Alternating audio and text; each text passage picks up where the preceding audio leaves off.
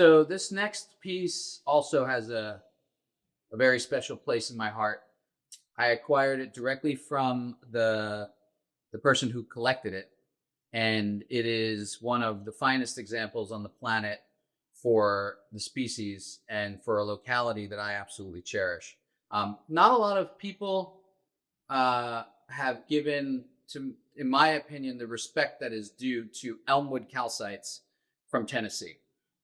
For me, as far as the species goes, calcite, it's one of the localities around the world that produces calcite at a level that is outside the normal bounds of what you expect for the species. And I have cherished Elmwood calcites since the day I first saw one, and I was blown away by their incredible propensity to express luster, transparency, color, isolation, form, morphology, twinning, association. I mean, this locality has done it all as far as creating examples that just blow your mind as far as their quality. And because their prolific nature, because some of the pockets were large when they were collected, a lot of people didn't put a lot of value on them, but they, over the last several decades and through collaborating on displays like at the American Mineral Treasures display from a decade ago in Tucson, where they did a showcase dedicated to the locality,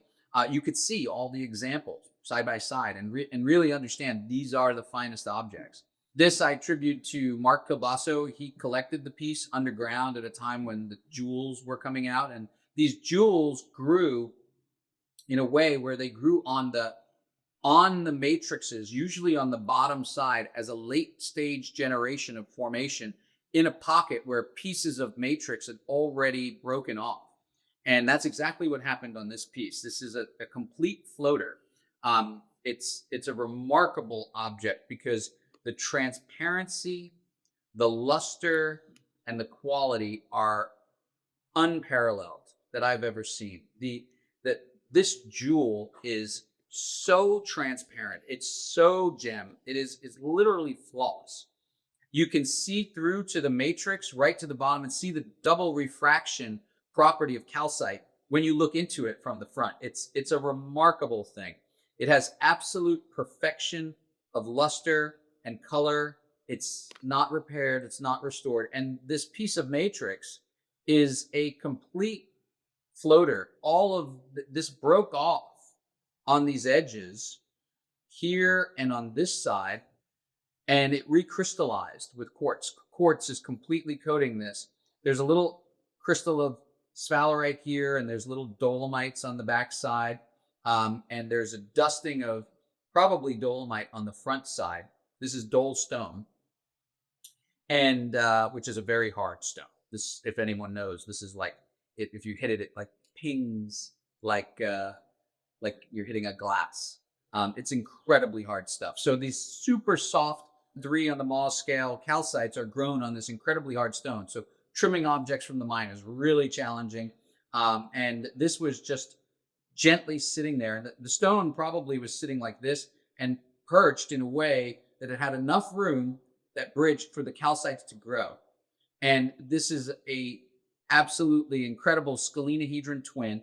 It has the V twin on this side, which is also presented in the secondary crystal on the front. It has the classic V twin in the center of the scalenihedron, and it even has some little baby jewel ones over here. I remember seeing the piece year after year in Tucson and Mark Kielbaso's personal showcase in his offices, and I'd always lusted after it, and I was keen to acquire it. Told him I really wanted to buy it, and I don't know, after 5 years of asking, he finally conceded and said, I'm ready, and I was able to acquire it and add it to my collection. And I have treasured it ever since. It is one of the ultimate examples. And I owe them a debt of gratitude because I also, from Mark's parents, Joe and Susan, I acquired what was probably the finest Elmwood calcite to have ever come out. It is superior to this object, not in quality. And in some ways I like this better because this has an incredible transparency and jewel-like aspect, but the other one has that property too. It's larger, it's on a fluorite, it's associated with barite, and the combination of the 3 are spectacular. And that now resides in the Pinnacle collection owned by Barry and Beth Kitt and is a treasure in and to itself. But they allowed me to be the steward, to handle these objects and to take care of them and preserve them and memorialize them in the mineral world and make sure that people understood how important they are and how they are the outliers in the realm of calcites in the world and also for the locality itself. And another collector worthy of mention is Steve Neely, who was a great friend, someone who I really cared about and I enjoyed spending time with at mineral shows for a very long time. He's no longer with us.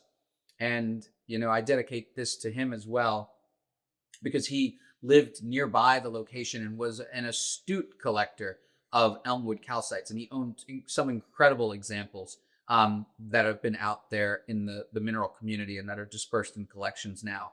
And I still have a few myself because I loved this locality. I collected it aggressively. I collected every great example I could find. And for me, they are treasures in the mineral world.